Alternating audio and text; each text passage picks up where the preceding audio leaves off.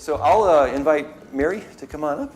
And by way of introduction, market artist Meeri Tuya is a mother and a bead artist representing a village of Kenyan widows who make a living through the sales of their beadwork. It's absolutely stunning and beautiful. The village empowers women by providing them a source of income, as well as reinforcing the cultural value of their beadwork to the younger generations. And you're a mother. How many children? One. One child. Very good. These artists use the colorful beads, leather, seeds, wires, string, combining them in artistic and brilliant ways to create a wide range of jewelry and accessories. So, Meeri, this is your third market. Yes. And tell me about your organization. Tell me about Maji Moto. Maji Moto is we have a group of women that I work with them, and it was started by my grandmother, because she was a medicine woman, and so she was a widow, and so she was able to assess all these women in the community. And so that's how she came up with an idea of helping these women, and that's how we got up to start this project. And so my grandmother passed on, and I took over with Salaton with the help of Susan. And so, yeah, and so we have a group of women, and that there are 6. We are able to increase the group. And so there are 36 by the time, because we only had a few of them. And so we are able to have all of them, the highest number now that we have. Excellent. And what is that number? How many women? There are 36 now. 36? Yes. Wow, outstanding, excellent. And are you engaging the next, how are you engaging the next generation as well? How are the kids becoming more involved in the model? We have everyone, the young generation is getting involved now, because we have this young, always the culture is get to spread by elders in my community. And most of these women that we have in the group are elders. They're very old women.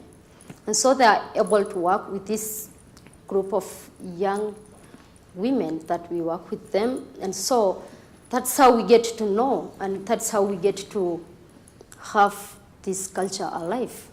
That these women are able, these old women are able to take these other women, like heavy things that they could not be able to do, like this big necklace or wedding necklace, which is the most difficult thing for these people to do. Who will do for these people, for these young girls to be married? The wedding necklace. Then that's how we get them, teaching them on how to do everything. Excellent.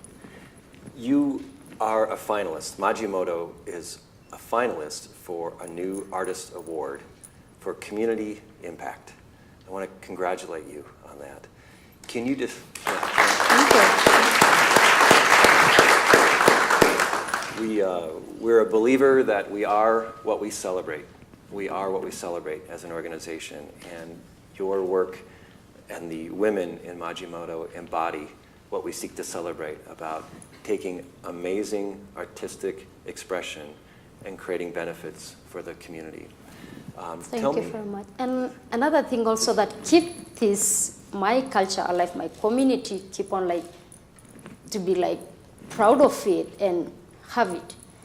Now that we have education and we have to do all this, and the education, we know the education obviously changed everything, but now what makes me feel happy and proud of this, we have now the community school, whereby all these kids, Salaton was able to have this school for the community. And so these children in the school, they always have traditional clothes like me in school.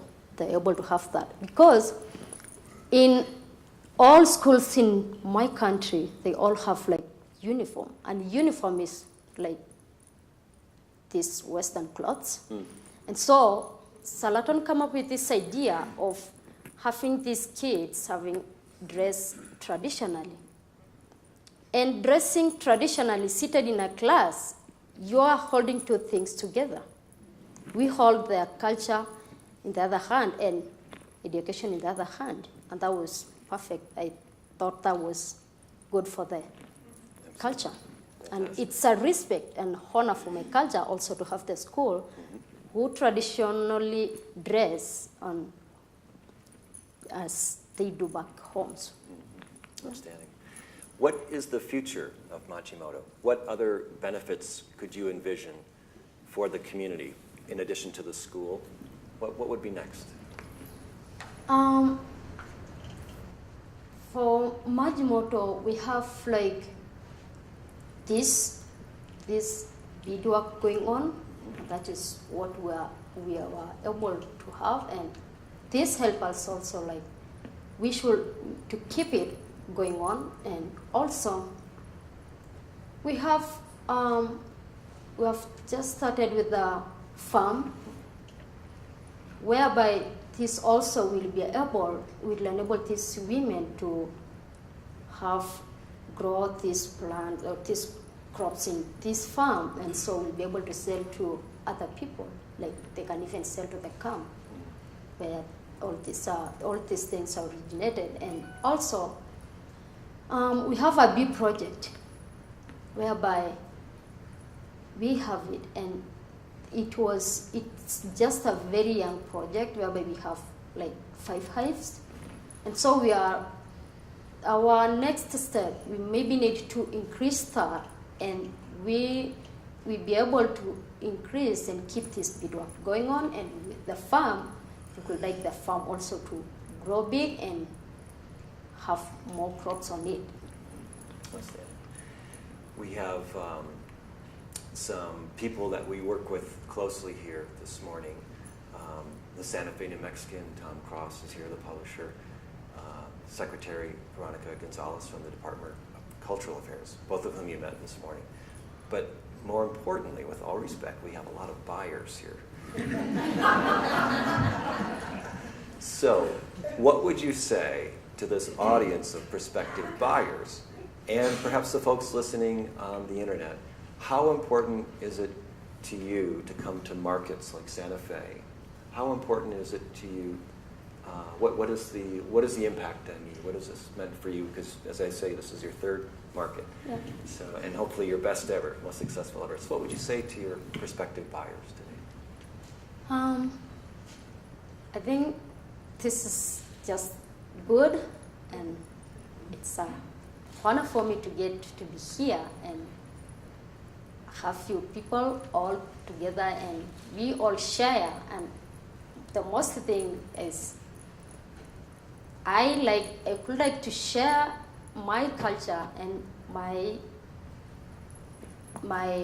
experiences in my culture and how it is. And that's the most important thing, that I would like you people to understand all about this, that we have this culture, and that's how we also like it to continue and always keep it alive.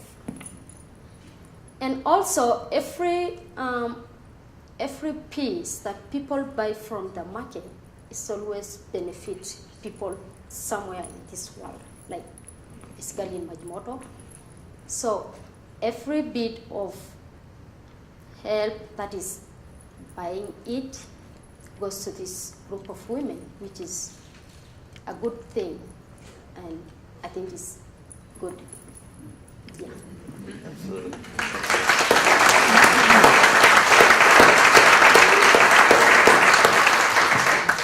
And my booth is 44.